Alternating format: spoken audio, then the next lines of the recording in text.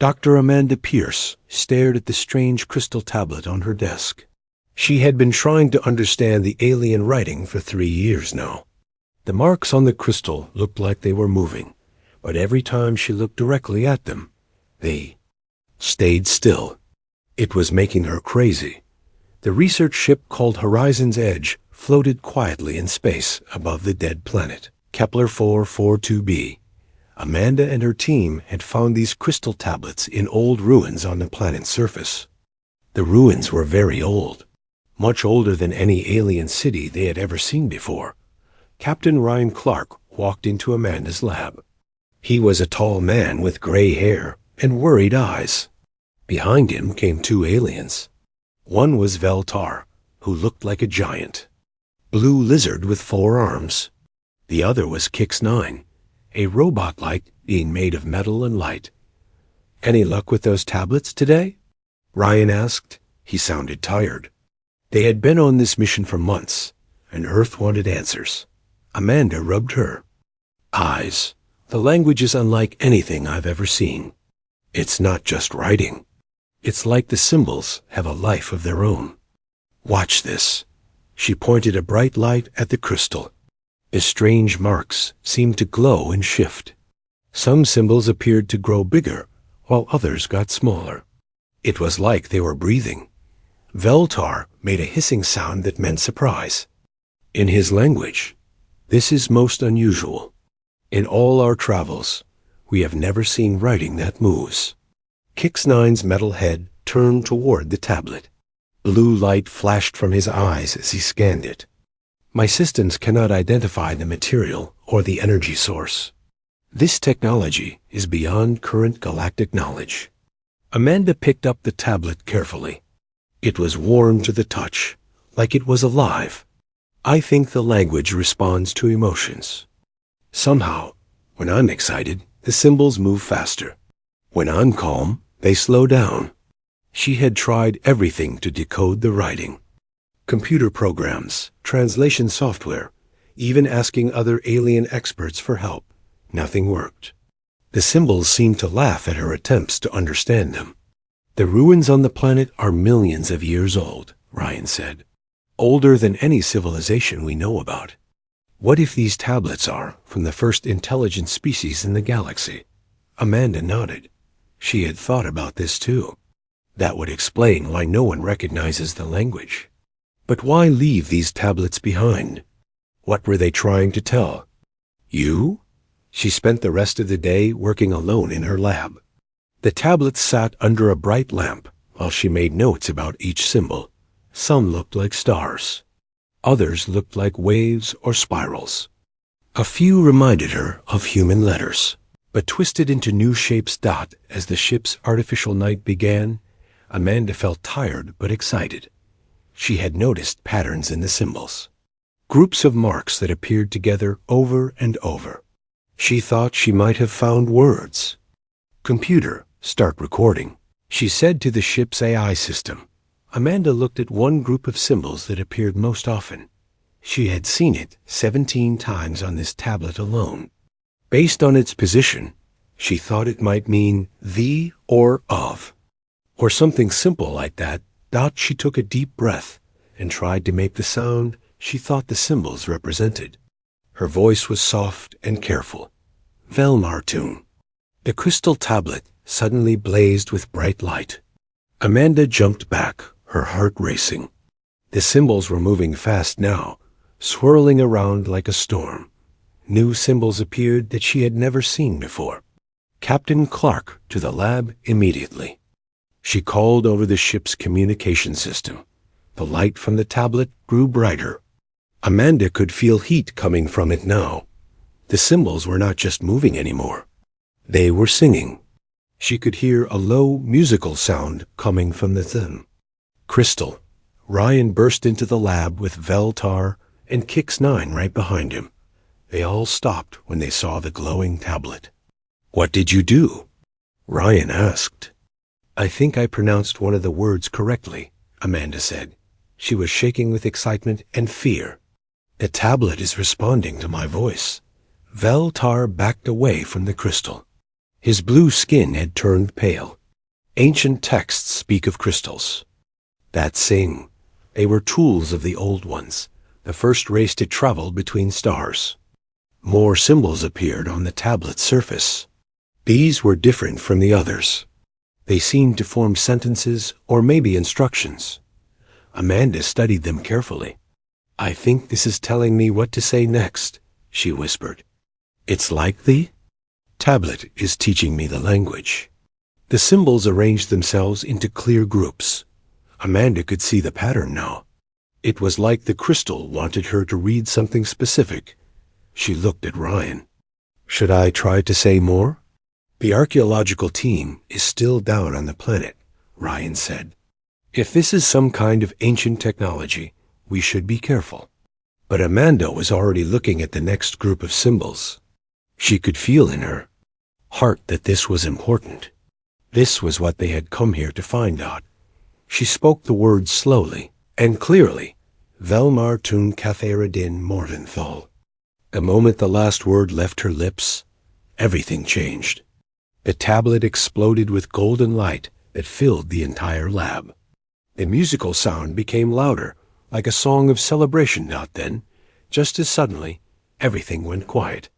The tablet was still glowing, but softly now. New symbols appeared on its surface, and Amanda could read them as easily as English. The message made her blood run cold. The Guardians await the voice of awakening. The fleet will rise. The chosen ones have spoken at last. Far away in the cold emptiness between galaxies, something that had slept for millions of years opened its eyes. Ancient machines began to hum with power. Massive ships that were older, and most stars started to move. Amanda had no idea what she had just awakened, but she knew that everything was about to change. The crystal tablet continued to glow softly on Amanda's desk. She could now read the alien writing as easily as her own language, but the words she was reading made her very afraid. The tablet showed a map of the entire galaxy with red dots scattered across it. Each dot was pulsing like a heartbeat. Captain Ryan Clark leaned over her shoulder, studying the holographic display. "What are all those red marks?" Amanda touched one of the dots with her finger. Information flowed into her mind like water. Their locations, places throughout the galaxy. "But I don't understand what they mean." Veltar, the blue alien archaeologist, made a choking sound when he saw the map. His forearms began shaking. "Those are the cursed worlds. Every child in the galaxy knows those stories. Systems that died suddenly, for no reason anyone could understand." Kix-9's metal body began flashing warning lights. "My historical databases confirm this. These locations match sites of unexplained disasters spanning the last 1,000,000 years. Entire civilizations vanished overnight."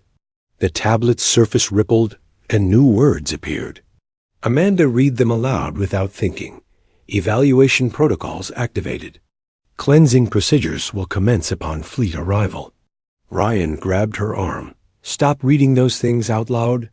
Every time you speak that language, something happens." But it was too late. Across the galaxy, deep space monitoring stations began picking up massive energy signatures. Ships were appearing from nowhere, emerging from what looked like tears in space itself. On the bridge of the Earth Defense Force flagship Endeavour, Captain Lisa Parker stared at her screens in disbelief. Her communications officer, Lieutenant Jake Sullivan, was receiving reports from dozens of colonies at once. "Captain, we're getting emergency signals from everywhere," Jake said. His face was pale. "Something big is happening." Really big. The main screen showed a view of deep space near the Vega system. As they watched, a section of empty space began to glow. Then something enormous pushed through the light like it was walking through a doorway. The ship that emerged was unlike anything humans had ever seen. It was black as midnight, shaped like a giant spear, and longer than Earth's biggest space stations. Strange symbols glowed along its surface, the same symbols Amanda had been translating. "How big is that thing?" Lisa asked. "Computer estimates." "It had over 50 kilometers long," her science officer replied. "And it's made of materials we don't recognize. Our scanners can barely detect it."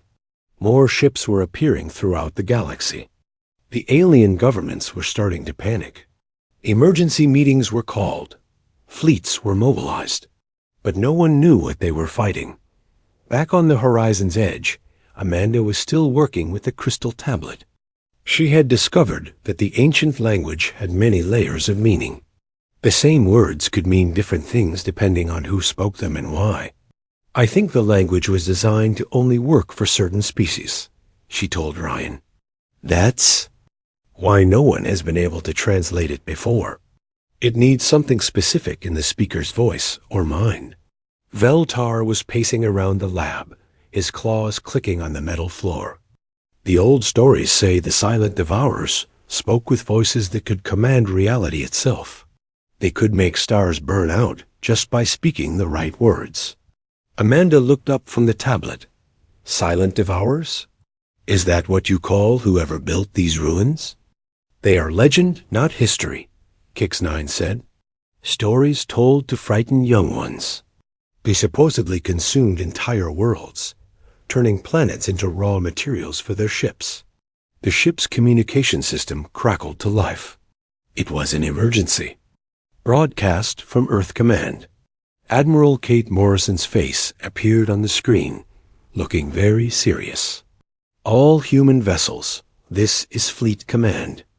We are tracking multiple unknown ships of enormous size throughout the galaxy. They appear to be using technology far beyond our understanding. All ships are ordered to yellow alert status immediately." Ryan activated the response channel. "Admiral, this is Captain Clark on the horizon's edge. We may have information about these ships. Captain, anything you can tell us would be helpful. Our allies are in full panic mode. The Centauri Federation is mobilizing their entire navy." Amanda stepped forward. "Admiral, I believe I accidentally activated some kind of ancient system.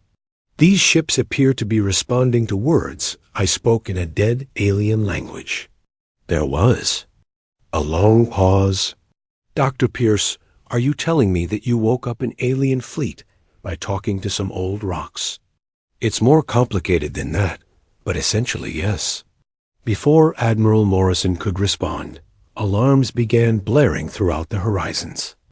"Edge, Lieutenant Commander Helen Rogers, the ship's tactical officer, called from the bridge. Captain, we have a massive contact approaching our position. It's one of those black ships, and it's heading straight for us." Ryan and Amanda rushed to bridge. Through the main view screen, they could see the enormous alien vessel approaching. It was beautiful and terrifying at the same time. The black metal seemed to absorb light, and the glowing symbols along its hull pulsed in patterns that reminded Amanda of a heartbeat. "It's not targeting us," Helen reported. "Weapons are not active, but it's definitely scanning our ship."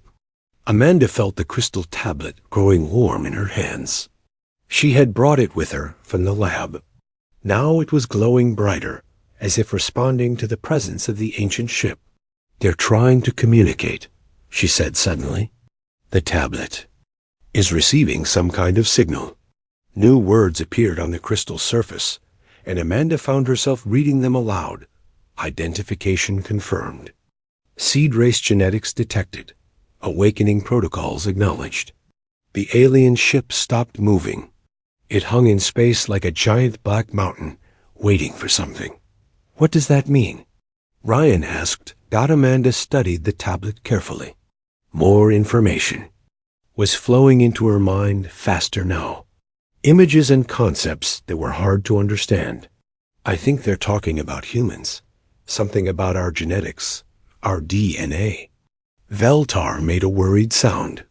"The old stories say the silent devourers created servants from the genetic material of conquered species."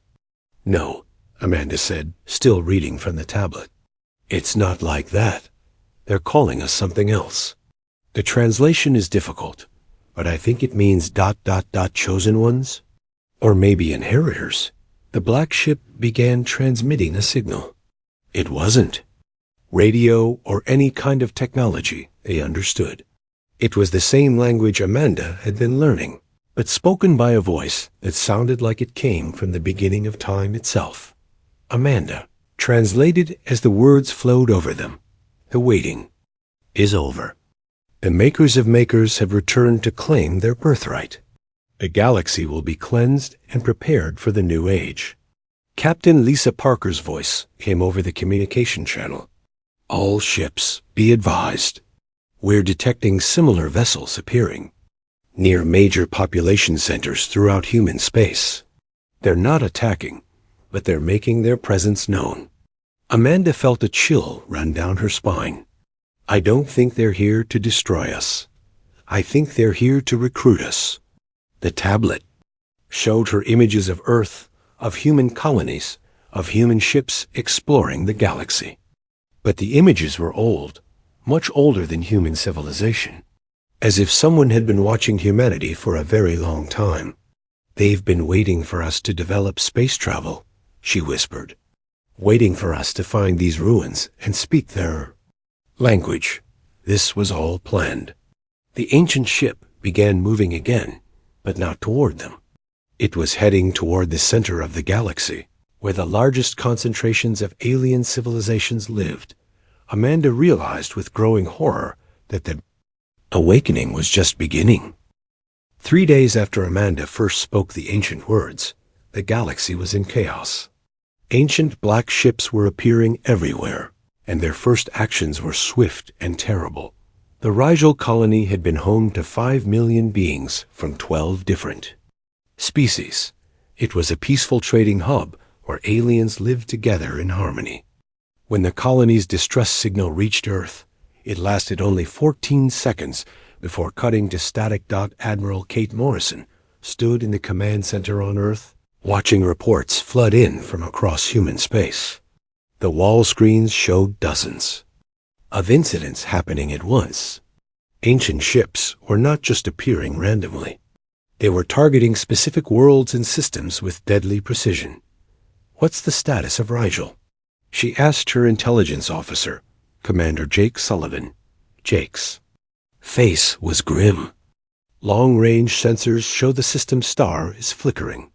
Whatever those ships did, they're affecting the sun itself. Captain Ryan Clark's voice came through the communication system from the horizon's edge. Admiral, Dr. Pierce has made significant progress translating the ancient language. You need to hear what she's discovered. Amanda appeared on the screen, looking exhausted but excited. She had been working non-stop with the crystal tablets, learning more of the ancient language every hour. Admiral, these ships aren't random attackers, Amanda said. They're following very specific protocols. The beings who built them called themselves the architects. They've been asleep for millions of years, waiting for the right conditions to wake up. What kind of conditions? Kate asked. U.S. humans. We were the trigger they were waiting for. Admiral Morrison felt a cold weight in her stomach. Explain. Amanda held up several crystal tablets, all glowing with soft light. The architects weren't destroyers. They were builders. They created and guided younger civilizations across the galaxy for millions of years. But eventually, they realized their presence was holding back the species they were trying to help. The main screen changed to show a holographic map of the galaxy. Red dots marked the locations where ancient ships had appeared. They put themselves into deep sleep, leaving these crystal libraries behind as tests, Amanda continued. Only when a species developed the right combination of intelligence, curiosity, and linguistic ability could they activate the wake-up signal. Commander Ben Carter, the Horizon's Edge science officer, joined the conversation. We've been analyzing the ship movements. They're not attacking at random. They're evaluating each world based on some kind of criteria we don't understand yet. Kate looked at the reports streaming across her desk. Well, their evaluation methods involve destroying entire star systems. That's the problem, Amanda said. They're using protocols that are millions of years old. What they consider cleansing or preparation looks like genocide to us. On the bridge of the USS Endeavour, Captain Lisa Parker was coordinating with alien fleets from across the galaxy. Representatives from dozens of species were arguing over how to respond to the ancient threat. The Vorthan Empire wants to launch a full military assault, reported Lieutenant Helen Rogers. The Centauri Federation is proposing immediate evacuation of threatened systems. Lisa shook her head. Neither option will work. These ships have technology we can't even understand, let alone fight. She was right. Early attempts to engage the ancient vessels had proven disastrous. Human and alien weapons simply passed through their shields without effect. The black ships seemed to exist partially outside normal space, making them nearly impossible to damage. But something strange had happened during those failed attacks. When Admiral Derek Stone's fleet had engaged an ancient ship near the Tau SETI system, the alien vessel had held its fire. Human ships had fired everything they had, and the ancient ship had just sat there, taking the hits without fighting back. It's like they recognize us, Derek had reported. Like they don't want to hurt humans specifically. Amanda was discovering why. The crystal tablets contained detailed records of the architect's activities throughout galactic history. Among those records were extensive files on a species they had given special attention to, humanity. We're not just another species they guided. Amanda explained to the emergency council meeting that included leaders from Earth and dozens of alien worlds. We're their chosen successors. They designed us to eventually take their place. The alien representatives reacted with shock and anger. Chancellor Vex Prime of the Hegemony of Worlds stood up, his tentacles writhing with rage. Impossible. Humans are barely evolved beyond primitive savagery. How could ancient gods choose such creatures to rule the galaxy? Amanda activated a holographic display showing human DNA sequences alongside architect genetic templates. They didn't just guide our evolution. They influenced it directly. Human genetic code contains dormant sequences that activate in the presence of architect technology. Dr. Marcus White, representing Earth's government, leaned forward. Are you saying they created us? Not created. Enhanced.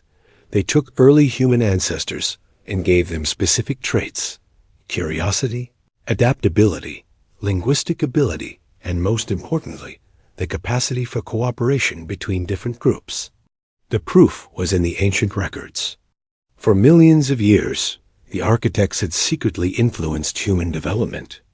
Every major leap in human evolution had been guided by carefully placed genetic modifications, but the galaxy's other species were not willing to accept human leadership without a fight. The Vorthan Empire immediately declared war on humanity, claiming they would never bow to upstart primitives. Several other species followed suit. The ancient ships seemed to sense the growing conflict. More vessels appeared each day, and their evaluation protocols became more aggressive. Entire sectors were being marked for cleansing as the architects. Artificial intelligences determined that current galactic civilization was too corrupt to save. Amanda made a terrible discovery while studying the deepest layers of the crystal. Archives. The architects had done this before, multiple times. When they determined that galactic civilization had become too fractured or violent, they would execute something called the Final Protocol. It's a complete reset, she explained to Captain Ryan Clark. They destroy all current civilizations and start over, seeding new species and beginning the guidance process again. How long do we have? Amanda's face was pale as she read from the ancient records.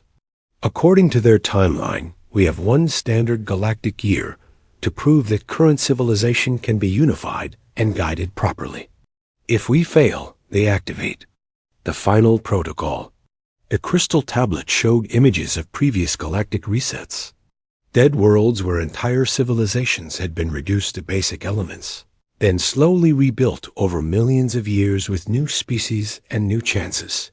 Ryan realized the true scope of their situation. They're not here to destroy the galaxy. They're here to test it. And if we fail the test, everyone dies. The ancient fleet continued to grow. Long-range sensors detected over 10,000 vessels of various sizes, each one capable of destroying. Solar systems. They hung in space around major population centers like dark angels of judgment, waiting for humanity to prove itself worthy of the inheritance the architects had planned, but with alien species declaring war on humans and ancient. Ships preparing to cleanse the galaxy, Amanda wondered if anyone would survive long enough to take the test. Amanda Pierce had not slept in 2 days. The crystal tablets were teaching her faster now, downloading millions of years of architect knowledge directly into her mind. She could feel her brain changing, adapting to handle information that no human was meant to understand. The connection is getting stronger, she told Captain Ryan Clark as they stood in her laboratory aboard the Horizon's Edge. I can sense their central intelligence. It wants to talk. The largest of the ancient ships hung in space near Earth's moon. It was a massive structure that looked more like a metal planet than a starship. The architects called it the Prime Sanctuary, and it contained the consciousness that controlled the entire fleet. Are you sure this is safe? Ryan asked. Every time you use that language, something terrible happens. Amanda touched the largest crystal tablet. It was warm under her fingers, pulsing with life. The terrible things were happening anyway. At least now we might get some answers. She spoke the words carefully, using the deepest form of the ancient language she had learned. Prime Curator, we request communication. The inheritors seek understanding. The response was immediate. Every screen on the ship flickered, and voice spoke in perfect English. It sounded ancient beyond measure, like the echo of the first word ever spoken. Greetings, Amanda Pierce of the species human. I am the Prime Curator, guardian of architect knowledge and executor of the great design. You have activated the inheritance protocols. We must speak. Captain Ryan Clark stepped back as the air in front of them began to shimmer. A figure appeared, tall and graceful, wearing robes that seemed to be made of starlight. Its face was kind, but sad, with eyes that held the weight of millions of years. You are not what we expected, the Prime Curator said, studying Amanda carefully. The genetic markers are correct, but your species has developed in unexpected ways. Amanda found her voice. You've been watching us for a long time, since your ancestors first discovered fire. We guided your evolution, shaped your languages, influenced your development toward the traits we needed. But we did not control you. That was important. You had to remain free to choose your own path. Dr. Ben Carter joined them in the lab, his equipment detecting energy readings that broke all known scientific laws. Why us? Why humans? The Prime Curator gestured, and the room filled with holographic images showing the history of the galaxy. Countless species rising and falling, wars spanning millennia, civilizations that destroyed themselves just as they reached for the stars. We tried direct guidance for millions of years. We became the parents, teachers, and rulers of 1,000 species. But children who never leave their parents' house never learn to build homes of their own. Every species we directly controlled eventually became dependent on us or rebelled and destroyed themselves. The images shifted to show early humans learning to use tools, developing language, exploring their world with endless curiosity. You were our final experiment. A species given just enough guidance to develop the right traits, but left free to make your own mistakes and learn from them. You developed what no other species achieved, the ability to work together despite your differences. Amanda thought about human history, full of wars and conflicts. We're not exactly peaceful. Peace is not the goal. Cooperation is. Humans fight. Yes, but you also make alliances with former enemies. You adapt, you learn, you change. Most species lock themselves into rigid patterns and never evolve beyond them. On Earth, President Marcus White was in an emergency meeting with world leaders and alien representatives. The situation was getting worse by the hour. The Vorthan Empire had attacked a human colony, claiming humans were trying to control the galaxy. The hegemony of worlds was splitting apart as number species chose sides. We need to show unity, Marcus said to the assembled leaders. If the architects are testing our ability to cooperate, we're failing badly. Chancellor Vex Prime of the hegemony slammed his tentacles on the table. How can we unite under a species that has barely left their home system? Humans have no right to inherit anything. But Admiral Kate Morrison had been studying the reports from her fleet commanders. The ancient ships are reacting differently to human vessels. They're not attacking us the same way they're attacking others. She was right.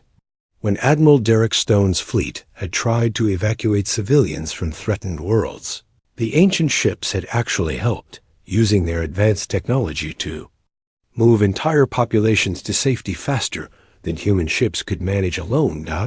Back on the horizon's edge, Amanda was learning the full scope of the architect plan. The Prime Curator showed her genetic sequences hidden in human DNA, waiting to be activated. Your species has dormant capabilities, the Curator explained.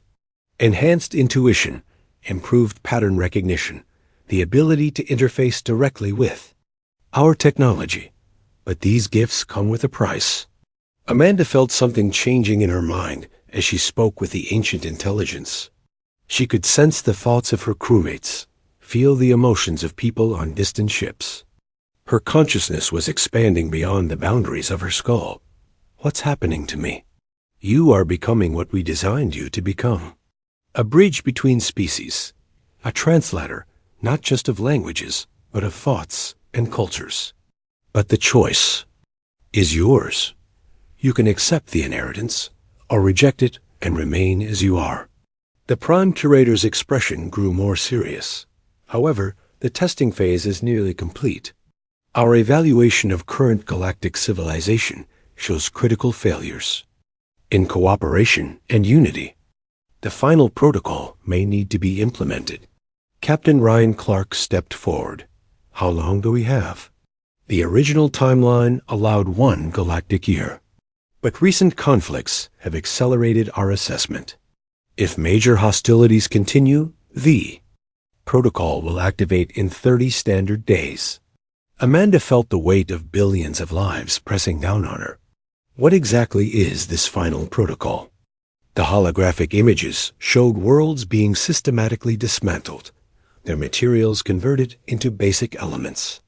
Not destroyed, but recycled, prepared for new life to begin again. Complete biological and technological reset.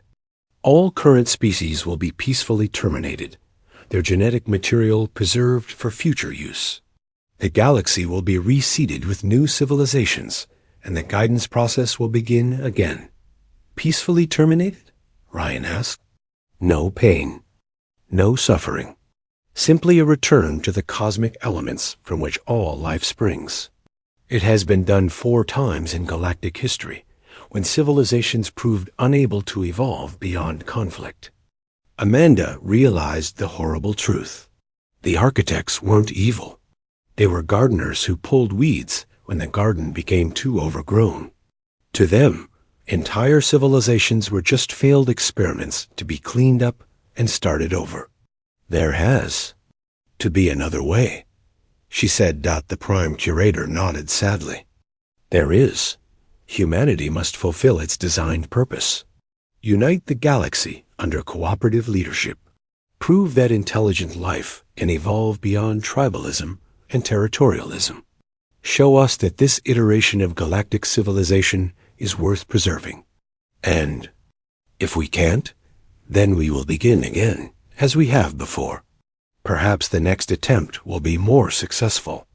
Amanda looked at the crystal tablets, feeling the vast knowledge they contained pressing against her mind. She could accept the architect inheritance, gain the power to possibly save the galaxy, but lose her humanity in the process. Or she could remain human and watch billions die when the final protocol activated. The Prime Curator extended its hand toward her. The choice must be made soon, Amanda Pierce. Will you become what we designed you to be? Outside the ship's windows, the ancient fleet waited in the darkness between stars, their weapons capable of unmaking reality itself. 30 days to unite a galaxy that had been fighting for millions of years. Amanda realized that the real test was just beginning. Amanda Pierce stood before the crystal tablets in her laboratory, knowing that her next decision would determine the fate of trillions of lives. The Prime Curator waited patiently as she struggled with the choice between becoming something beyond human or watching the galaxy die. There's a third option, she said suddenly. What if we don't have to choose between human and architect? What if we can be both? The Prime Curator's ancient eyes showed interest. Explain. You said cooperation was the key trait you were looking for, but you're asking me to become something else, something alone and separate from my species. That's not cooperation. That's just creating another ruler. Amanda placed her hands on the largest crystal tablet. Instead of accepting the full architect inheritance, she opened her mind to it gradually, staying connected to her humanity while gaining access to ancient knowledge. I'll be your bridge between species, but not your replacement for them. The change was immediate but gentle. Amanda could feel her consciousness expanding, but she remained herself. The alien knowledge flowed into her mind like water filling a cup, enhancing rather than replacing her human thoughts.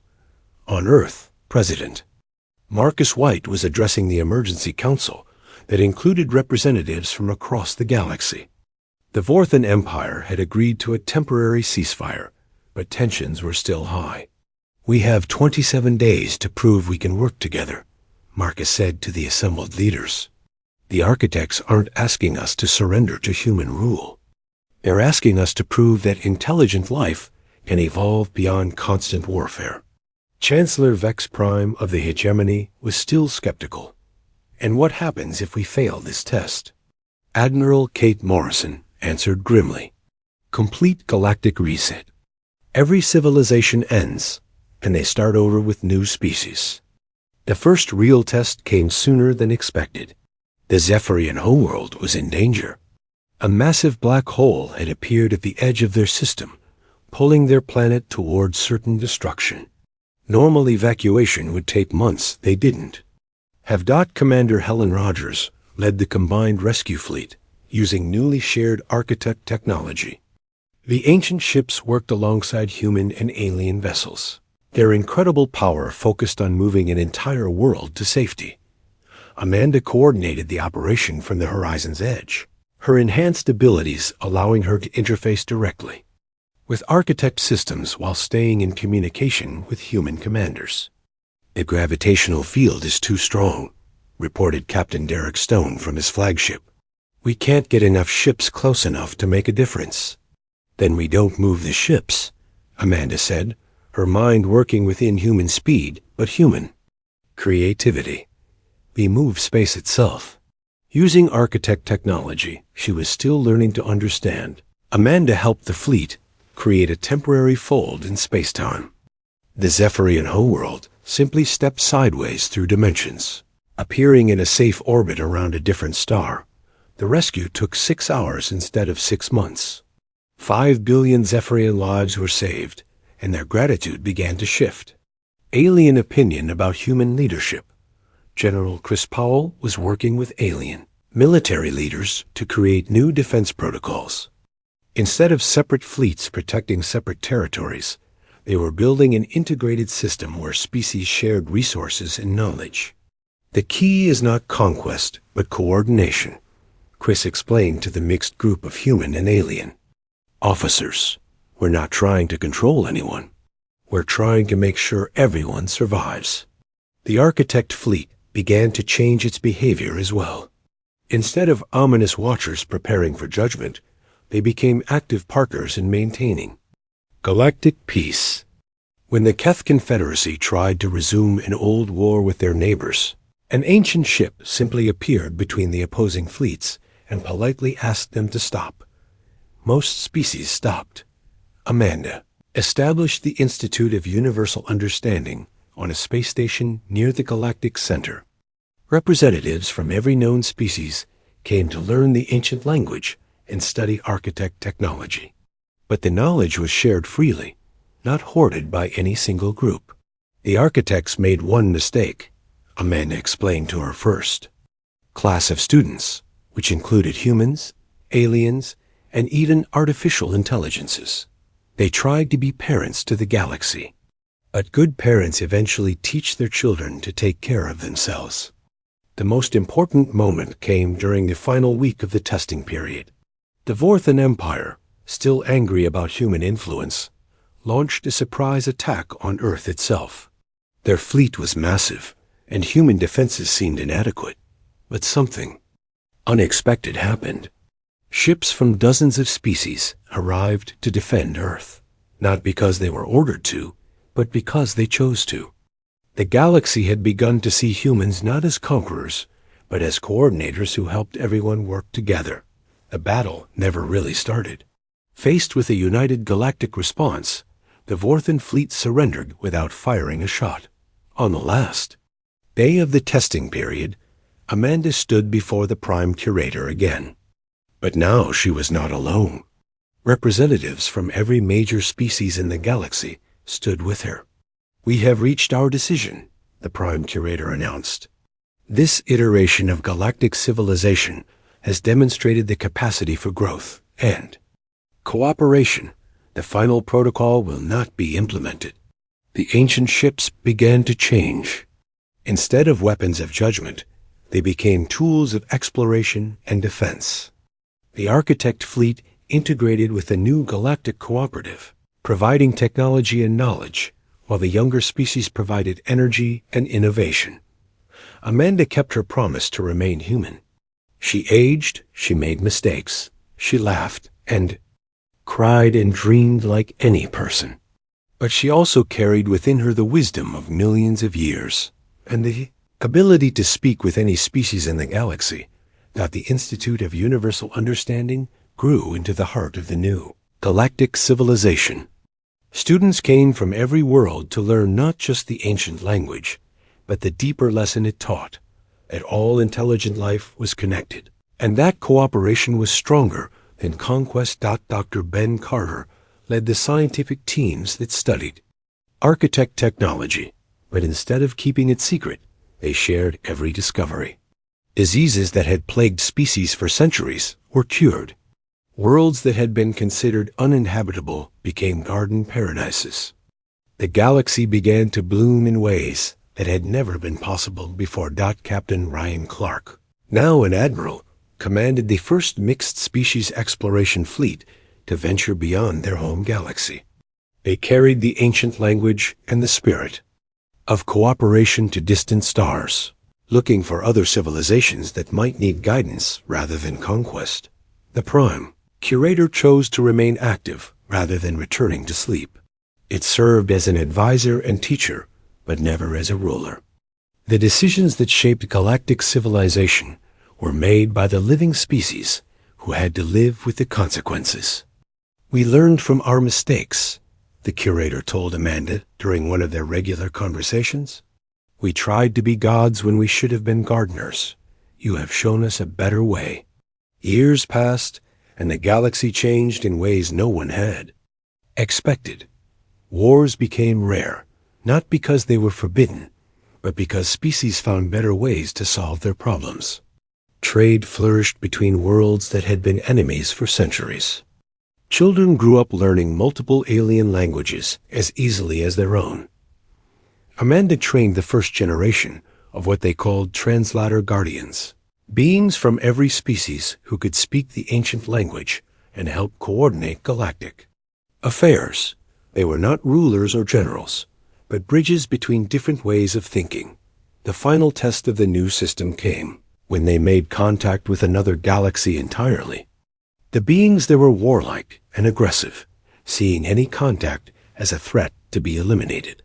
The old galaxy would have prepared for war. Instead, Amanda and her team of Translator Guardians worked for months to understand the aliens' culture and fears. They discovered that the aggressive species had been traumatized by contact with destructive visitors in their past. Once the aliens understood that the galactic cooperative came in peace, they became eager partners in exploration and trade. This is what the architects always wanted, Amanda realized as she watched ships from 3 different galaxies working together to build a massive research station. Not one species ruling over others, but all species growing together. The ancient ships still patrolled the galaxy, but now they carried mixed crews of humans, aliens, and architect artificial intelligences. They were no longer weapons of judgment, but tools of protection, ensuring that the cooperative spirit would be preserved for future generations. Amanda stood in her office at the Institute, looking out at the stars through a window that showed her the entire galaxy at once. Ships moved between worlds like flowing rivers of light, carrying people, goods, and ideas to every corner of known space. She was old now, her hair gray and her face lined with years of responsibility, but her eyes still sparkled with a curiosity that had led her to first speak the ancient words. Behind her, a new class of students was learning the language that had awakened the most dangerous fleet in galactic history and turned it into the foundation of lasting peace. The crystal tablets still glowed softly on her desk, but now they were teaching tools rather than mysterious artifacts. The ancient language lived again, spoken by millions of beings across thousands of worlds. But it carried a new message, that intelligence was meant